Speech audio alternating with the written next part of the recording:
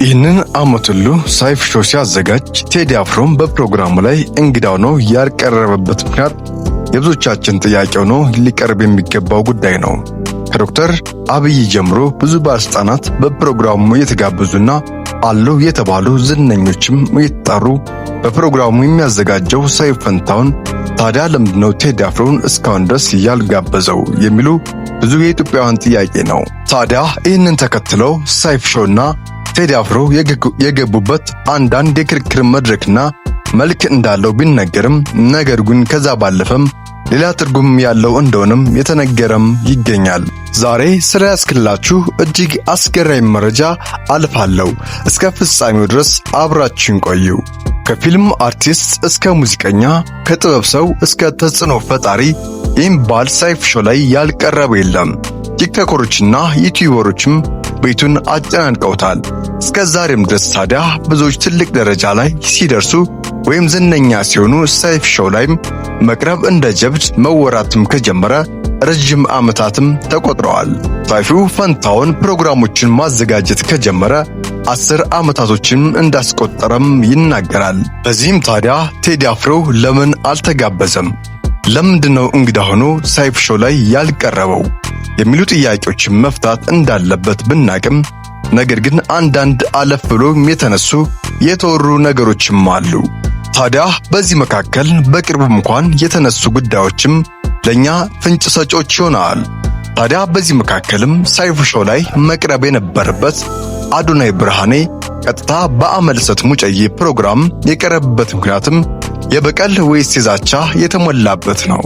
ለምንድነው ታዲያ በዚህ ሰዓት ሰይፉ ፈንታሁን አዶናይን ለማቅረብ ፍቃደኛ ያልሆነበት ጉዳይ? ለምንድነው አመልሰት ጠርታ ፕሮግራም አዘጋጅታ ያቀረበችው? ወይስ እንደ እንግዳ ሁለት ፕሮግራሞችም እንዲያዘጋጅና አብረው ኢንተርቪው እንድታደርገው ወይም ቃለ መጠይቅ እንዲደረግ ያደረገችው የሚለው ብዙዎች ጥያቄም ያስነሳል። ታዲያ ይህንን ተከትሎ ሰይፉ ፈንታሁንን በዚህ ሰዓት ባለበት ሁኔታና አቋም አመልሰት ሙጨዬ ሌላ እንግዳ ጋብዛ የምታዘጋጅበትን ፕሮግራም እንኳን የጀመረችው ሰይፉ ፈንታሁንን ለማስቀናትና ለበቀል ነው የሚሉ ሰዎችም በብዛትም እየተበራከቱም መጥተዋል። ይህንን ተከትሎ ታዲያ ሰይፉ ሾው ላይ በዚህ ጉዞ ላይም ለምንድነው ቴዲ አፍሮና አመልሰት ሙጨዬን እንግዳ አድርጎ ያልጋበዘው? የሁላችንም ጥያቄ ቢሆንም ዛሬ ግን ሙሉ በሙሉ መልሱን ያገኘም ይመስላል። በዚህ ሁሉ መካከልም ታዲያ አመልሰት ሙጨዬ ሰይፉ ፈንታሁንን እንዴት ተዋወቁ? ከዛ ቀጥሎ ታዲያ ቴዲ አፍሮ ወደ ህይወቷ እንዴት ሊገባ ቻለ? እነዚህ ሁሉ ጥያቄዎችም ዛሬ በሐሚት ፕላስ ዩቲዩብ ቻናል ሁሉም ነገር እነግራችኋለሁ። እስከ ቪዲዮ ፍጻሜ ድረስ አብራችሁን ቆዩ። መጀመሪያ ከቴዲ አፍሮ በፊት አመልሰት ሙጨዬና ሰይፉ ፈንታሁን ሁለቱም ይተዋወቃሉ በቅርበትም። ይህም የሆነበት ምክንያትም አመልሰት ሙጨዬ በሞዴሊንግ በምትወዳደርበት ጊዜና በምትሰራበት የህይወት መንገድም በዩኒቨርሲቲ ውስጥም የተዘጋጀ የነበረው ውድድርም አሸናፊውናም ትመጣለች። በዚህ መካከል ደግሞ በሰዓቱ የሬዲዮ ፕሮግራም ገኖ የነበረው ሰይፉ ፈንታሁን ያንን ፕሮግራም ሁኔታና ይዘት እየዘገበም እያስተዋወቀም እንደነበረም ይታወቃል። ሚስ ዩኒቨርሲቲ የሚል ፕሮግራሞች ላይ ወይም የቁንጅና ፕሮግራም ላይም ፊተኛ ሆና የተሸለመችው አመልሰት ሙጨዬ በዚህም መካከል ደግሞ አንጋፋ ሆኖ የነበረው የራዲዮ ላይም እንግዳ ሆና እንድትቀርብም ሰይፉ ፈንታሁን ለማመቻቸት ከሷ ጋርም ትውውቁን እንደጀመረም በግልጽ የሚታወቅ ጉዳይ ነው። በዚህም መካከል ገና በሬዲዮ ፕሮግራም ገኖ የነበረው ሰይፉ ፈንታሁን የህይወት መንገድ ላይም የመጣችው አመልሰት በዛ መካከል ዝነኝነትና ታዋቂ የመሆን ፍላጎት የተነሳ ህይወት መንገድም በነበረችበት ሁኔታም ነው። እንግዲህ ሰይፉ ፈንታሁን ወደ ህይወቷ መጥቶ እንደገና እንግዳ አድርጎ እንደሚያቀርባትና በዚያም መካከል ደግሞ ዝነኛ የነበረው ሰይፉ ፈንታሁን ሁኔታዎችን እንደሚያመቻችላትም ቃል ገብቶ እንደነበረም ይታወቃል። በዛ መካከል በሚኖርበት ህይወት መልክና አጋጣሚ ሰይፉ ፈንታሁን በሚሄድበትና በሚንቀሳቀስበት ሁሉ አዲስ ነገሮችን እየፈጠሩም እንደሚመጡም ይታወቃል። ዝነኛ ለመሆን በዛ ሰዓት በነበረው መንገድና መልክ ሰዎች እንደሚናገሩት ሴቶች አጋጣሚዎችን ሁሉ መጠቀም አለባቸው ተብሎም ይታመናል። ከዛም አለፍ ብሎ በዛን ሰዓት በነበረው ትውውቅም መካከል የሬዲዮ ፕሮግራም በዘለለም ይፈለጋል በሚል ፊልምም አብረው የሚሰሩበትም እድልም ሰይፉ ፈንታሁን ያመቻቸ በመሆኑም ይታወቃል። በዚህም መካከል ደግሞ የፍቅር ግንኙነትና አንዳንድ ነገሮችም እንኳን እንደጀመሩም ይጠረጠርና ይወራም ነበረ።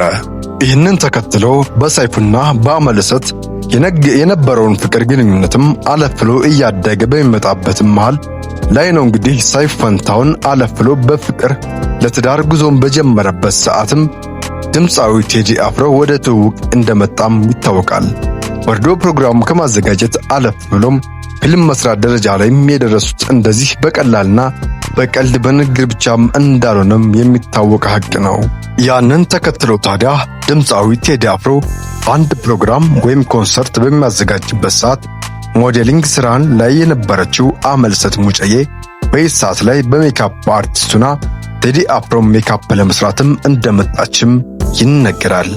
ቴዲ አፍሮና አመለሰት ሙጬዬ በዚያን ሰዓት ይታዩና ቴዲ አፍሮ ሜካፕ የሰራችውን አመለሰት ሙጬዬ በዛ መካከል ትውውቃቸው እንደጀመርና ቴዲ አፍሮም በዛን ሰዓትም እሷን ሲመለከት የአይነ ፍቅር በሰዓቱም እንደያዘውና ዳግም ሊያገኛት እንደሚፈልግም ቢያስብም ሁኔታዎች ሳይመቻቹለትና የሁለቱም ግንኙነት ድንገት ወደ ሰይፉ ፈንታሁን እንደደረሰና በሰዓቱም ሰይፉ ፈንታሁንም ለአመለሰት የፍቅር ስሜት ስለነበረው ሰይፉ ፈንታሁን ነገሩን እንደሰማ እንደተቆጣና የሁለቱ ግንኙነት መቆም እንዳለበት ሲከራከር እንደነበርም ይታወቃል። ያንን አለፍ ብሎም ታዲያ ሰይፉ ፈንታሁን በፍቅር በአመለሰት የፍቅር ጉዞ ላይም በነበረችበት የህይወት መንገድ ላይም የቴዲ መምጣት እጅግ እንዳስቆጣውና ግንኙነታቸውን ማቋረጥ እንዳለበት በተደጋጋሚ ቢናገርም አመለሰት ባለመስማቷ ከሰይፉ ጋር የነበራትን የፍቅር ግንኙነት ሙሉ በሙሉ ተቋርጦ ወደ ቴዲ አፍሮም ተሸጋግረዋል። ይህንን ተከትሎ ታዲያ ሰይፉ ፈንታሁን መሃል ላይ በሁለቱ መካከል ጸብ እንደቀረ ሁለቱም ክርክርና በሁለቱ ግራ በመጋባት እስኪመስል ድረስ መልኩም ጥላቻና በክርክር እንደገቡም ይታወቃል። ከዛም አለፍ ብሎ ታዲያ ሰይፉ ፈንታሁን ግንኙነቱን እየጨመረ ቢመጣም ታዲያ አመለሰት ሙጬዬ ደግሞ በዚህ መካከል ለቴዲ አፍሮ ስላላት ስለ ሰይፉ የነገረችው ነገር እጅግ መልካም እንዳልነበረም እየተነገረም ቆይቷል። ይህንን ተከትሎ ታዲያ ሰይፉ ፈንታሁንና ቴዲ አፍሮ በዛ በአመለሰት ጉዳይ ሳይሆን የተከራከሩት ቴዲ አፍሮ የሰውን ወይም የውጭ ሀገር ዜማ እየቀዳ ይሰራል በሚል ሐሳብ ከአመለሰት ጋር በነበረውን ጸብና ክርክር ምክንያት ለቴዲ አፍሮ ባመጣላትና በሙዚቃው እንዳይደመጥ ሰይፉ ፈንታሁን በራዲዮ ፕሮግራሙ ላይም አንስቶ በሚል ከቴዲ አፍሮ ጋር በሰዓቱ እንደተደባበሩና ክርክርም እንደገጠሙም የሚታወስ ጉዳይ ነው።